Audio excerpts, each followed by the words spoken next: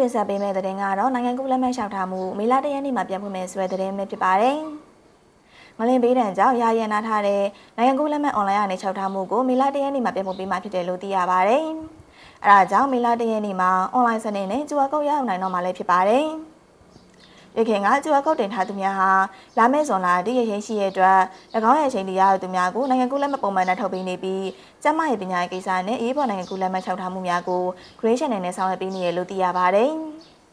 ဒါအပြင်ရန်ကုန်မြစ်ကြီးနားနဲ့လာရှိုးမြို့မှာရှိတဲ့မြန်မာနိုင်ငံကူးလက်မှတ်ထုတ်ပေးရုံများမှာနိုင်ငံကူးလက်မှတ်ဆောင်ရွက်ဖို့အတွက် online appointment ရရှိထားသူများကလည်းစောလင်စာဆောင်ရွက်နိုင်ရေး appointment တွေများကိုပြင်ဆင်ထားတဲ့အတွက်ပြန်လည်စစ်ဆေးနိုင်ရည်ပေးထားပြီးပြောင်းလဲပြင်ဆင်ထားရများမှာသက်ဆိုင်ရာရုံများအလိုက်နိုင်ငံကူးလက်မှတ်သွားပြုလုပ်နိုင်ဖြစ်တယ်လို့သိရပါတယ်။မက်ဂျလာ28ရက်နေ့ကလောက်ခတ်ခဲ့တဲ့ငလင်ကြီးကြောင့်ဆက်သွယ်ရေးတာဝါတိုင်းမှာပျက်စီးခဲ့ရပြီး online appointment system နဲ့နိုင်ငံကူးလက်မှတ်လျှောက်ထားခြင်းကိုတလနီးပါးကြာရနာထားခဲ့ရခြင်းလည်းဖြစ်ပါတယ်။ဒီသတင်းကိုတော့မြတ်တူကပေးပို့လာပါ